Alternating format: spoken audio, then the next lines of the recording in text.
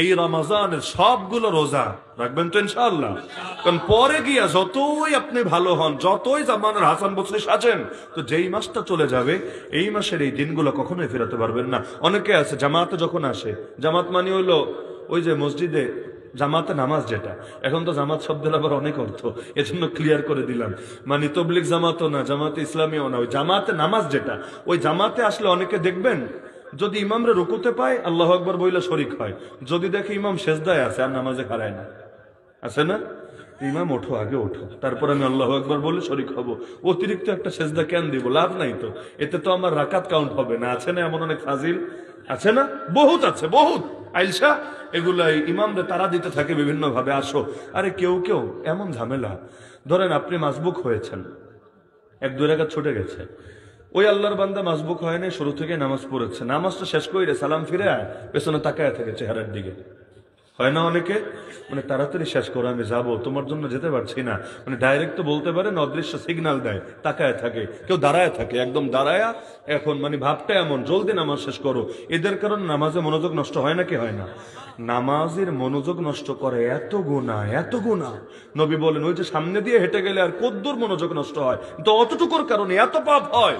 নবী বলেন লোকে যদি জানতো এটা কি পাপ, প্রয়োজনে সে 40 অপেক্ষা করতো, সেটা 40 দিন, সপ্তাহ, মাস, বছর, অনেক কিছুই হতে পারে, প্রয়োজনে 40 অপেক্ষা করতো, তবু এত বড় পাপ সে করতো না। নিয়ম হলো আপনি যদি কারো সামনে থাকেন, বরাবর সামনে যদি থাকেন, পেছনে এসে নামাজ পড়ছে সমস্যা নেই, আপনি ডানে অথবা বামে টার্ন নিয়ে চলে আসতে পারেন। নিষেধ কোনটা? ক্রস করা নিষেধ। ক্রস বুঝেন না? আমি নামাজ পড়ছি, ডাইন থেকে বামে চলে গেলেন, বাম থেকে ডাইনে চলে আসলেন, গুনাহ হয়েছে আপনার। কিন্তু বরাবর সামনে আছেন, বরাবর সামনে আছেন, আপনি ওইটা ডাইন দিয়া বা বাম দিয়া কাটায় চলে আসেন, সমস্যা নেই, আপনি ক্রস করেন নাই, আমাকে নিষেধাজ্ঞার কিছু নাই। কিন্তু এখানে বৈশা যদি সিগন্যাল মারতে থাকেন না, আপনার পাপ আছে। আর যদি আপনার তারা না থাকে বৈশা জিকির করেন, সমস্যা নাই, কিন্তু পেছনে মিস কল দিয়েন না বারবার, এতে আপনার নিজেরও ক্ষতি আর যারে দিচ্ছেন তারও ক্ষতি। তাহলে দেখা যাচ্ছে ইমামকে রুকুতে পেলে রাকাতে শরিক হয়, হয় না? এমন হওয়া হয় ইমামরা রুকুতে ধরার জন্য দৌড় দেয়, দৌড়, একদম মসজিদ কাঁপায় দৌড় দেয়। দৌড় দেওয়া নিষেধ, সাবধান। কখনোই নামাজের রুকু ধরার জন্য দৌড় দিবেন না, কখনো না, নিষেধ। কারণ দৌড় দিলে নামাজে স্বাভাবিক হতেই তো সময় লাগে, কতক্ষণ তো এভাবেই করতে থাকবেন, খুশো খুশো আসবে কিভাবে? তো একইভাবে ইমামরে সাজদায় পেলে, সেজদায় পেলে যে শরিক হন না, অথচ মাসালা কি জানেন?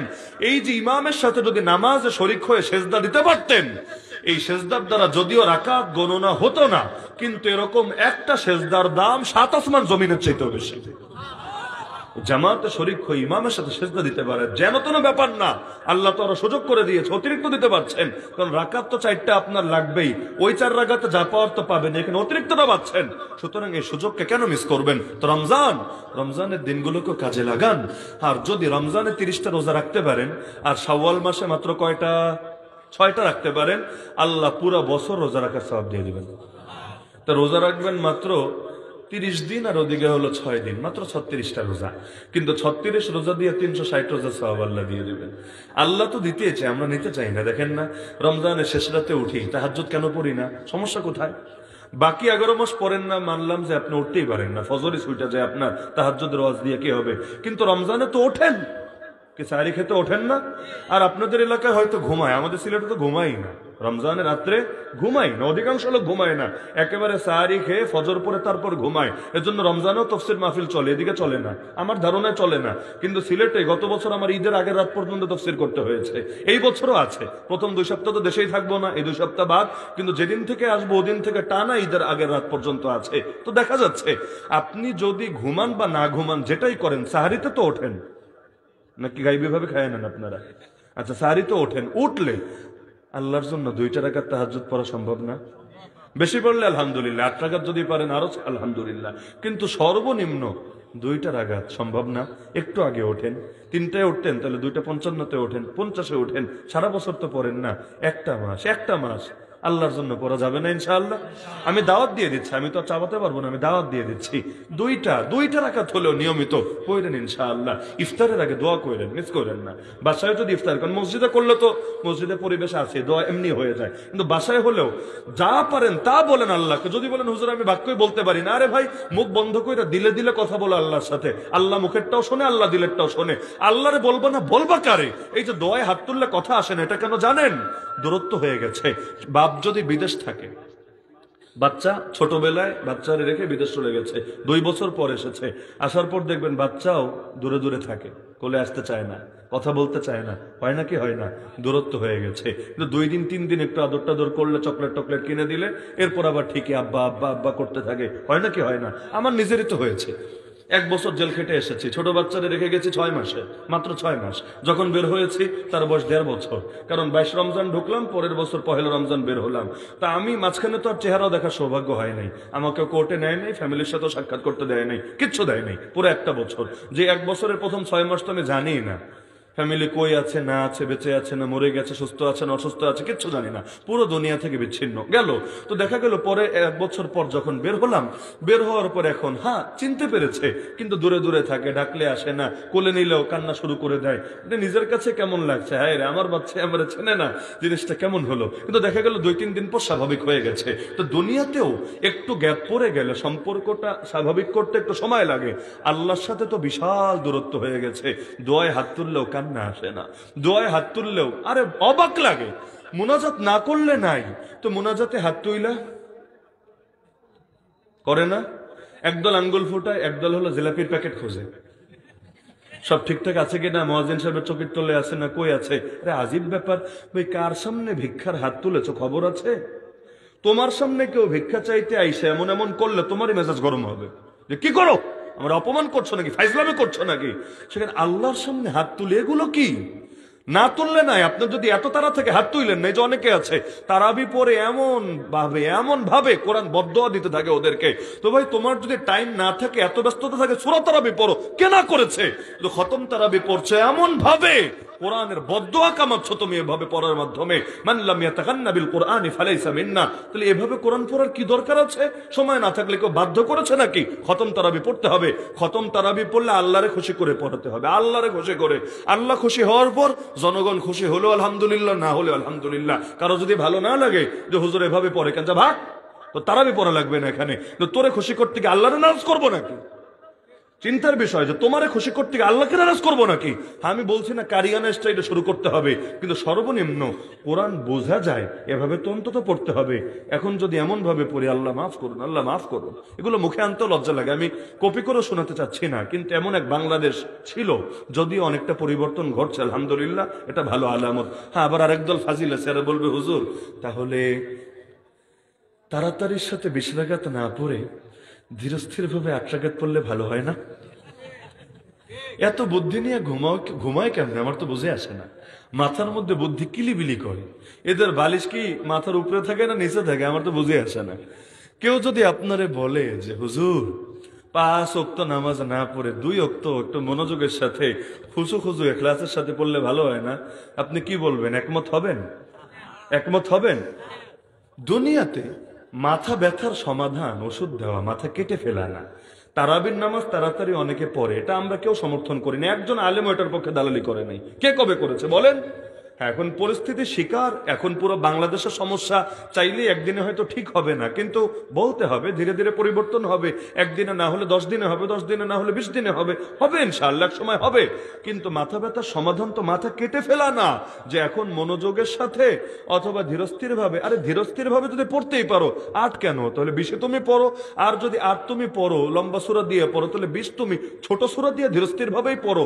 মূল বিষয় তো নামাজটা সুন্দরভাবে হওয়া, খতম হতেই হবে, এটা ফরজ ওয়াজিব কিছু না। কিন্তু তোমার যদি এত তাড়া থাকে, ঠিক আছে, আলাম তারা কাইফা ফাআলা থেকে নাস পর্যন্ত 10টা সূরা আছে, এটাকে 10 রাকাতে, আবার 10 রাকাতে, মানে 2 বার ঘোরা ধীরস্থির ভাবে পড়ো না। আমরা ধীরস্থিরতার পক্ষে, আমরা কোরআনের অর্থ বিকৃত করে ফেলার পক্ষে না। কিন্তু তাই বলে আমরা কোরআনকে সুন্দর করতে গিয়ে রাকাত কমায় ফেলারও পক্ষে না। রমজান তো কামানোর মাস, বেশি থেকে বেশি কামাবো। 20 রাকাত তারাবি পড়বো, 8 রাকাত তাহাজ্জুদ পড়বো, এশা জামাতে পড়বো, আবার গিয়ে ফজর জামাতে পড়বো, মাঝখানে কিছু সময় তেলাওয়াত করবো, দ্বীনের তালিমও করবো। বাসার মধ্যে তালিম চালু করে দেন রমজানে। হাদিসের একটা কিতাব বা নবীজির জীবনের একটা কিতাব বা মাসালার একটা কিতাব বা আকীদার একটা কিতাব বাসায় পড়েন, কারণ জান্নাতে আপনার যাওয়া লাগবে, বিবি বাচ্চা যাওয়া লাগবে না? আরে লাগবে নাকি লাগবে না? তো বাসায় একটু তালিম চালু করেন না। আরে তালিমে এমন জাদু আছে, আমি যাদেরকে পরামর্শ দিয়েছি আলহামদুলিল্লাহ সবাই এগুলো সাক্ষী আছে। বাসায় শুধু তালিম চালু করেন, বিবিদের মধ্যে যদি পরিবর্তন না আসে আমারে বইলেন, আসবে। আপনাদের বয়ানে অত কাজ হবে না। নারীদেরকে যত সহজে নবীর হাদিস শুনলে, নবীর জীবনী শুনলে তাদের দিলে পরিবর্তন হয়, আপনাদের 1000 পৃষ্ঠা পড়ে শোনালে যা হবে না, নারীদের 100 পৃষ্ঠা শোনালে এর চাইতে বেশি ফায়দা হবে ইনশাআল্লাহ। আপনি বিশ্বাস না হলে চালু করে দেখেন। ঘর যদি রহমতের ঘর, বরকতের ঘর না হয় আমাকে বললেন তো রমজানটা কিভাবে ভালো থেকে ভালো কাজে লাগানো যায়, এর জন্য সর্বাত্মক চেষ্টা করবো তো ইনশাআল্লাহ।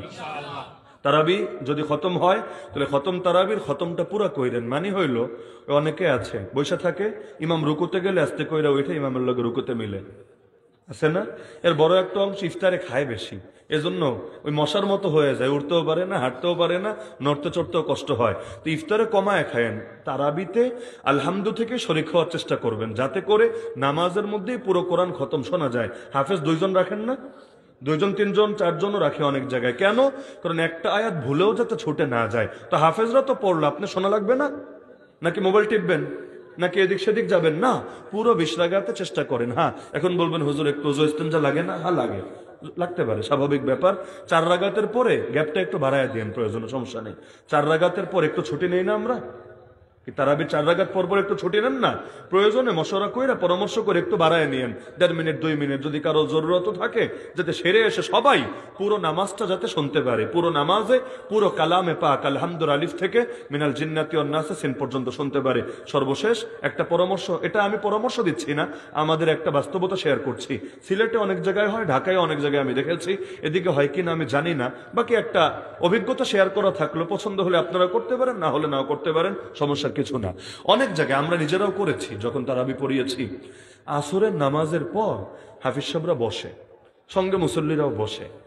তারাবিতে যেদিন যতটুকু পড়বে, যে যতটুকু পড়বে ওইটা মাইকে তেলাওয়াত করে আসরের পরে, নামাজে না, এমনি বৈশা তেলাওয়াত করে না দেখে। এতে সুবিধা কি? হাফিজ সাহেবের সুবিধা হলো তারা প্র্যাকটিস হয়ে গেল। প্র্যাকটিস যত ভালো হবে, নামাজেও ভুল হওয়ার সম্ভাবনা তত কমবে। আমি আধা পড়া পড়লাম, ও আরেক হাফিজ সাহেব আধা পড়া পড়লো। আর মুসল্লিদের সুবিধা কি? তারাবিতে তো 1 খতম নামাজে শুনবে, আসরের পর ডেইলি 20 মিনিট আধা ঘন্টা সর্বোচ্চ টাইম দিলে আরো 1 খতম হবে। তো খতম একটার জায়গায় কয়টা হলো? লাভ হলো না লস হলো? তাহলে এটা আমি বলছি না যে আপনারা চালু করেন, তবে অনেক জায়গায় আছে, আপনারা যদি মনে হয় করতে পারেন, না মনে হলে ভিন্ন সুরতও করতে পারেন, নিজে তেলাওয়াত করেন। তবে এভাবে হলে হাফিজ সাহেবেরও সুবিধা, ভুল হওয়ার সম্ভাবনা কম, এবং ওনারও তেলাওয়াতটা আগ থেকে শেষ হয়ে যায়। আর জনগণের সুবিধা, 2 খতম শোনাই হয়ে যায়। তো 2 খতম শোনেন, 4 খতম পড়েন। 4 খতম পড়বেন কিভাবে? সাহাবীরা 1 সপ্তাহে 1 খতম দিতেন, মানজিল কোরআন 7 মঞ্জিল, 30 পারা 7 মঞ্জিল। তো অনেক সাহাবী তারা 1 সপ্তাহে 1 খতম দিতেন। আপনি যদি রমজানে 1 সপ্তাহে 1 খতম দেন, অন্তত 4 খতম হবে ইনশাআল্লাহ। তাহলে 4 খতম পড়লেন, 2 খতম শুনলেন, বেশি না, মাত্র 6 হলো। আর ইমাম আবু হানিফা রমজানে 61 খতম দিতেন। 30 দিনে 30 খতম, 30 রাতে 30 খতম, তারাবিতে 1 খতম। তাহলে মাস 30 হলে আল্লাহর বান্দার 61 হতো। তা আমরা দুর্বল তো, আবার 1000 বছর পরের মানুষ তো। ইমাম আবু হানিফা মারাই গেছেন 150 হিজরিতে, আর আমাদের জন্মই কবে? এখন চলছে 1446 হিজরি। আমরা এত পরের মানুষ, তাহলে 61 না পারি, অন্তত 6-7 খতম পড়ি এবং শুনি, সম্ভব তো ইনশাআল্লাহ। আর যারা কোরআন পারেন না, সারা জীবন না পাইলেই বসে দেয় গেলে, আর লাগবো না পারা। যারা কোরআন পড়তে পারেন না, এভাবেই যায়েন গা কবরে নাকি? না কোরআন পড়ার শেখার চেষ্টা করবেন? রমজানে একটু চেষ্টা করা যায় না ইনশাআল্লাহ? শুরু করেন, আলিফবা দিয়ে শুরু করেন। আলিফবা শেখার কোনো বয়স নাই। আল্লাহর কালামের জন্য ছোট হলে ভাই কি সমস্যা? আল্লাহ জান্নাতে বড় বানায় দিবে ইনশাআল্লাহ। তো যে কথাগুলো আলোচনা হলো, আল্লাহ তাআলা আমল করার তৌফিক দান